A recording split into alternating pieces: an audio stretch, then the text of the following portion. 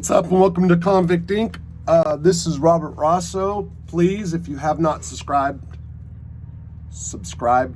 please hit the subscribe button and please hit like if you like the video. Although I'm going to say that there is going to be some mad people today. So somebody just wrote in the comments section that the best YouTubers under promise and overachieve. Well, I overpromised, didn't I? This is supposed to be about the Bernie Madoff videos. See that? Bernie Madoff video stuff is all in there. I was going through some papers today and realized that I was missing something. Now, I don't want to get everybody's hopes up and say that all these papers are Bernie Madoff stuff, because they're not. There's a bunch of different articles in here, and like everything else in my life, I'm disorganizing. So, what I did find is an article called Winds of Change. It's windy right now, right? That was written back in 2009 for Convict Inc. Now, there's an article about Bernie that I wrote that I'm missing that's important to the video number one. And because of the time of day it is, I'm going to go ahead and cancel the Madoff thing. I'm going to probably shoot all the videos about Madoff in the morning. Or, you know, whatever, I say morning, let's just say 10 to 12. More than likely I'll get all those done, but I have some more research to do. I can sit down and I can do a video about Bernie Madoff right now from the top of my head, just off everything I remember. But if I have those documents in front of me, I think I can make better videos. And I think this is important because I do know that a lot of people are coming to watch just for the Bernie Madoff stuff. So I think you got that. You deserve me to do the best job I can. Hopefully I'm not making too big of a deal out of it and I don't bomb on it, but whatever. So today, what I want to do today is I'm going to read this article to you. Wow, I haven't read an article like this before on camera.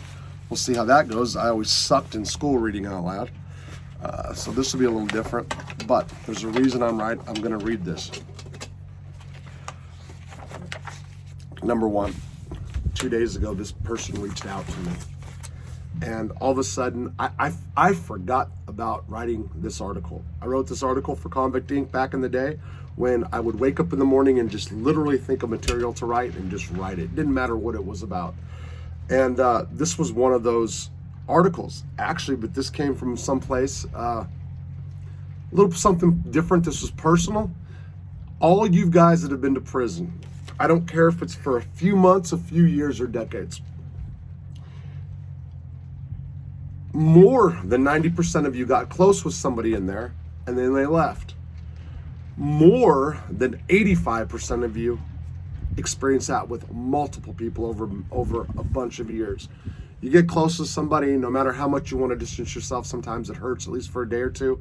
If nothing else, maybe you're jealous that they're going home, maybe you're envious, or just, you know, like you're so used to routine that all of a sudden you wake up one day and that piece of the puzzle, that piece of, you know, what was going on is gone. Also, when I read the story, a couple things happened. I realized that I got another story wrong. I've got a good memory, guys and girls. Got a good memory. Pretty good with details. I did forget that this person was with Carmine Persico the night that Obama was elected. I think I forgot him when I did it. I haven't gone back and watched the video, but I think I left him out.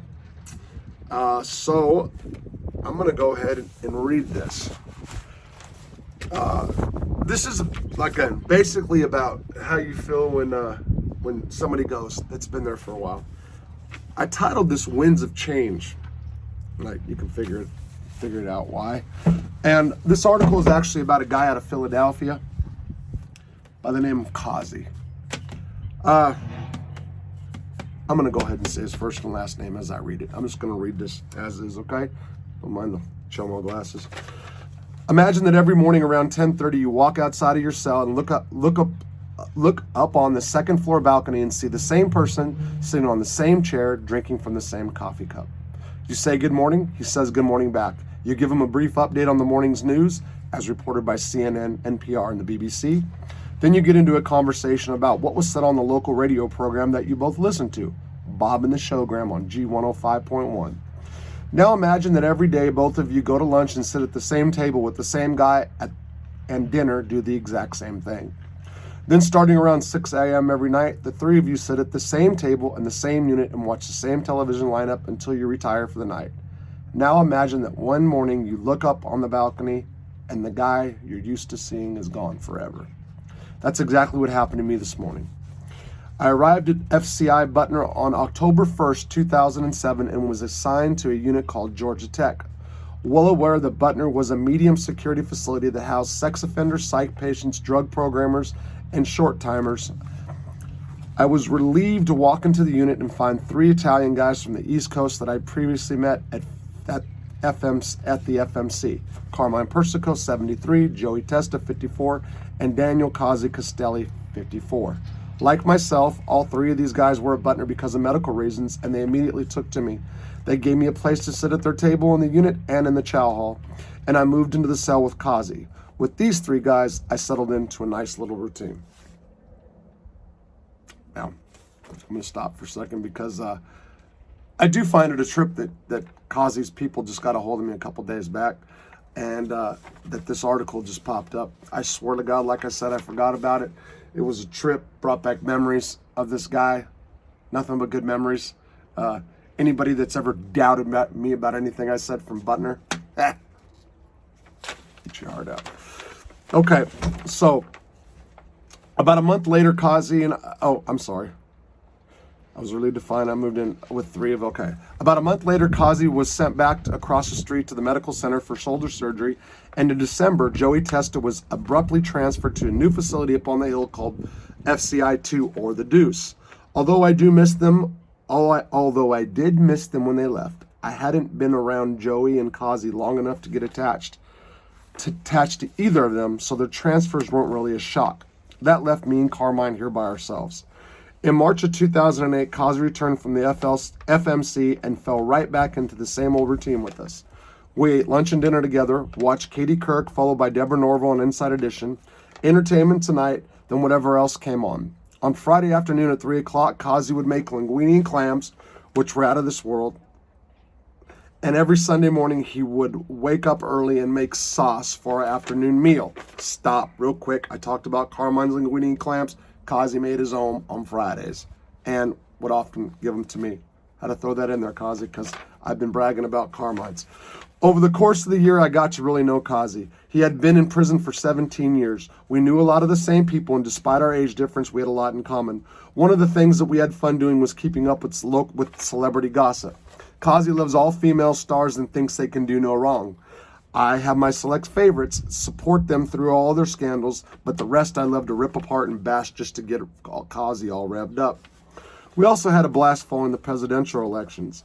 In the beginning, Kazi was a Hillary supporter, and I knew as soon as Barack won Iowa that he was going to be our next president, and I told Kazi so.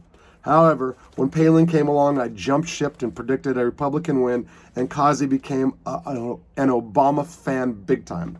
It still makes me smile when I think about how excited he was when election results came around and were final. I actually wanted Obama to beat McCain, but I don't agree with a lot of his politics. I just threw that in there, whatever. I knew that Kazi was going to go home in March of 2009, but I had so many people come and go in my life that I really learned how to just pretend that I really learned how to deal with it and just pretend that it wasn't going to happen. That's rough written. And today, March 24th, 2009, happens to be one of those days that I have to deal with. See, I really messed up that paragraph for you people that are really in tune with words. This morning I woke up, drank a cup of coffee, watched CNN, then went outside for a walk. As I made my last round around the track, the wind started to blow, and I thought that it was kind of ironic because a gust of wind that will never return. Like a gust of wind that will never return, Kazi blew out of here this morning around 8 a.m., and right now he's on a bus bound for Philly. His blue chair that sits up on the balcony in front of his cell has already been occupied by a new resident, and the guy who's sitting in it doesn't look anything much like he cares about news updates, Bob and the Showgram, Katie Couric, Deborah Norville, or any one Caucasian for that matter. I miss Kazi already. Anyway, I think I'll go back outside for another walk and listen to Rush Limbaugh. He hates change as well. Ah, shit. Where did my sense of humor come from? Yeah, that wasn't the best written article, but it was something that I threw up in the beginning of my writing career. It was very important to me back in the day, and I've got a lot of followers when I put up Convict Inc. And also, this does kind of fit right in nicely to the whole Bernie Madoff thing, because this happened right before Bernie Madoff came along, if I'm correct. I said 09. And the Bernie Madoff thing, man, there's so much that happened. You'll see. News reporters come into my life. People don't remember that Bernie actually got an interview with Barbara Walters. That was all my doings. Even though it was not televised, that's why people don't remember it. I got to find the note that Barbara Walters' girls wrote to me. And I said girls, girl. And in it, I will tell you about the day Charlie Sheen, remember Charlie Sheen when he was winning and all that other stuff, and he was on TV boasting about how he smoked 7 grams of crack, which didn't happen, but boasting about it. He did that interview that morning with Andrea Canning, and I was able to get a copy of that before that even aired, by one of the girls at ABC News that I had become friends with over Bernie Madoff. That's why it's bigger. That's why these the videos are going to be much more. It gets into what happened in my personal life as a result of Madoff. Not only did he put me on the map, but yeah, I met some really cool people along the way, and I also got fucked by pretty much all of them, I would say. So, short video today. I really am. I'm going to go in there. There's actually some more of this I want to get. I got to get a really good order on this Madoff stuff. And let me say this. My wife is in the other room right now. Boy, she's feeling terrible. Anyway, she doesn't look really all that great today. It's Valentine's Day. I brought her the traditional balloon and box of chocolates. Cheap stuff, to be honest. She said she didn't want anything, but hey, you know, that was a lie. Anyway, she's a YouTube. She watches YouTube. This is how I got into it. She started watching YouTube years ago, and I don't think she watches anything else. And she's got her favorite people, and she watches all Spanish YouTube, by the way. And she follows the people that she follows their career across the other platforms. So that's how she got me into Patreon and Twitch, which a lot of people are saying they don't know nothing about. So we were going over it a little while ago, and I started reading stuff, and I put the brakes on. I'm like, ho, ho, ho, ho. So I need to read this, and this to find out, because I don't know the exact formats. My YouTube channel will not change. I'm going to keep doing this. I know there's people concerned about the content I put out, about if YouTube's going to do this or that. I'm rolling with it. I'm going. I'm not stopping this. I would like criminal justice reform is where I ultimately want to be. I want to be the freaking okay, let's put it out there now. I want to be the biggest voice out there for criminal justice reform, not just a voice. And I don't want to step on nobody's toes. I don't want to say, hey, this person ain't. But man, I want to scream this shit because it really, I'm really passionate about it. And here's something else. On the 9th, last week, the 8th Circuit Court of Appeals came back and said any portion of the Fair Sentence Act that might have been applied retroactively for compassionate release briefs cannot be used. And what this means to a layperson, and I'm sorry, I fucked that language up too. Example, life without the parole under 851 enhancement, which I got found guilty of. There is no such thing as life without parole anymore under the new law as of 2018. Judges in the 8th Circuit have been using the new law and saying, okay, it's not retroactive. By the way, I'm sorry, it's not retroactive. The law was never run retroactive. I'm fucking this up. But when some people file compassionate releases, some people have been saying, hey, Your Honor, by the way, although 851 is not retroactive, there is no longer such thing as mandatory life. This is what I did in my brief. This is exactly what I did. I used medical issues. I used intervening change in the law, which is that, and I use rehabilitation. Had the government filed a direct appeal, I'd be back in federal prison today. They didn't object, thank God. My judge could have found other reasons to let me out had he wanted to. There was a lot of stuff that went wrong in my case. Number one, they offered me 2 freaking years to testify to snitch, and I said no, so they gave me life. That's bullshit. The judge can see that. They arraigned me under life without parole, and I should have never been arraigned that way. So there was a lot of things that happened. So the judge really stepped up to the plate.